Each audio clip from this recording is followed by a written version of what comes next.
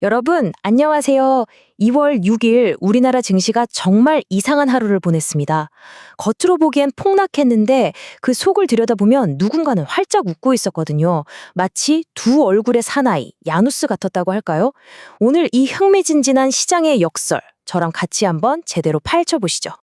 자, 일단 겉으로 보이는 시장부터 한번 볼까요?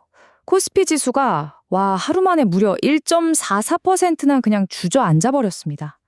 이 정도 숫자면요, 투자자들 마음이 그냥 꽁꽁 얼어붙는 거죠. 찬물을 확 끼얹는 그런 충격적인 수치예요. 코스피가 이 정도인데 그럼 코스닥은 어땠을까요?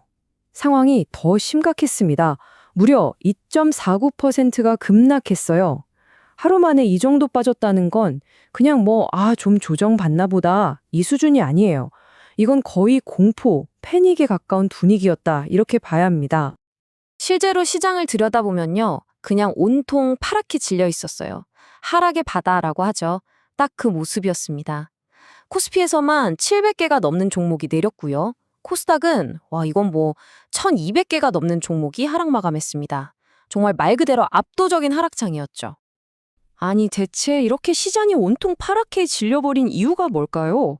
이 광범위한 하락? 도대체 어디서부터 시작된 건지 첫 번째 파트에서 그 원인부터 한번 추적해 보겠습니다. 자, 그럼 이 폭락을 이끈 주범, 과연 누구였을까요? 가장 큰 원인은 역시나 바다 건너 미국에서 왔습니다. 미국 증시가 먼저 흔들렸던 거죠. AI에 너무 돈이 많이 들어가는 거 아니냐? 이런 부담감에다가 잘 나가던 기술주들이 힘을 못 쓰니까 미국 시장에 쭉 빠졌거든요. 그 충격파가 우리나라 증시에 그대로 정말 고스란히 밀려온 겁니다. 그런데 여기서 정말 재밌는 데이터가 하나 나와요. 이 그래프를 보시면 이날 하락의 주범이 누군지 그냥 딱 보입니다. 그쵸? 외국인들이 무려 3조 3천억 원어치를 그냥 시장에 다 던져버렸어요. 그런데 그 엄청난 물량을 누가 받았냐? 바로 우리 개인 투자자들, 개미들이 2조 원 넘게 사들이면서 온몸으로 다 받아낸 겁니다. 자, 그런데 말이죠. 정말 모두에게 이렇게 힘든 날이었을까요? 모두가 울상이었을까요? 이야기는 바로 여기서부터 아주 흥미로운 반전을 맞이합니다. 이제 완전히 다른 이야기를 해볼게요. 이야기의 반대편, 바로 이 시장의 중력을 거슬러 버린 테마들입니다. 이렇게 지수가 폭락하는 와중에도 그냥 살아남은 정도가 아니에요. 오히려 로켓처럼 하늘로 솟구쳐 오른 그런 승자들이 있었다는 거죠. 그 폭락의 날, 시정의 모든 법칙을 비웃기라도 하듯 날아오른 첫 번째 슈퍼스타. 누군지 아시겠어요? 네, 바로 일론 머스크의 스페이스X 관련주들이었습니다. 아니, 왜 갑자기 스페이스X냐? 바로 이 소식 때문이었습니다. 스페이스X가 주요 지수에 빨리 편입될 수 있다. 그리고 곧 상장, IPO 할 거다. 이 기대감 하나가 투자자들의 상상력에 그냥 불을 붙여버린 거예요. 결과는요? 정말 놀라웠습니다. 스페이스X 관련주들이 말 그대로 폭등을 해버렸어요. 보세요, 스피어, LK 삼양 이런 종목들은 하루 만에 그냥 상한가 30% 가까이 치솟았고요. 나노팀이나 HVM 같은 종목들도 정말 무서운 기세로 그 뒤를 따라갔습니다. 자, 스페이스X만 있었던 게 아닙니다. 이날 시장을 뜨겁게 달군 또 하나의 강력한 테마가 있었어요. 바로 한반도의 해빙무드. 네, 남북 경협 관련 주들이었습니다. 이 테마에 불을 붙인 건 바로 이 뉴스였습니다. 미국 정부가 북한에 대한 인도적 지원 사업은 제재를 면제해 줄 수 있다. 이런 신호를 보낸 거죠. 이 소식 하나가 그럼 경제협력도 다시 시작되는 거 아냐? 하는 희망의 불씨를 확 지핀 겁니다. 이 뉴스 하나가 시장에 미친 파급력 정말 대단했습니다. 코데즈 컴바인은 바로 상한가로 직행했고요. 조비, 좋은 사람들, 아난티 이런 관련주들이 그냥 일제히 급등세를 보였어요. 이런 지정학적 뉴스 하나가 특정 테마를 얼마나 뜨겁게 만들 수 있는지 정말 제대로 보여준 사례라고 할 수 있겠죠. 자, 이렇게 축제를 벌인 쪽이 있다면 당연히 그 반대편도 있겠죠. 이제 이야기의 어두운 쪽으로 가보겠습니다. 세 번째 섹션, 바로 그날의 가장 큰 패배자들입니다. 이건 사실상 한 시장 안에 두 개의 다른 세상이 있었던 거죠. 이날 시장이 얼마나 갈라졌는지 한번 보세요. 정말 극적입니다.